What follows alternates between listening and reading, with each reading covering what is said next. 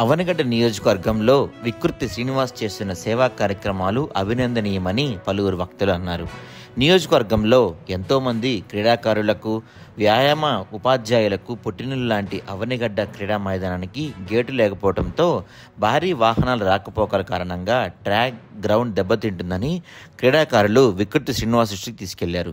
వెంటనే స్పందించిన శ్రీనివాస్ వాహనాల రాకపోకలను అదుపు చేసేందుకు దాదాపు ₹1,00,000 పైగా వెచ్చించి భారీ గేటు ఏర్పాటు చేయగా జూనియర్ కళాశాల, డిగ్రీ కళాశాల, ప్రభుత్వ ఉన్నత పాఠశాల వ్యాయామోపాధ్యాయులు, వాకర్స్ అసోసియేషన్ పెద్దలు శ్రీనివాసును, ఆయన సోదరు రాంబాబులను ఘనంగా సత్కరించారు.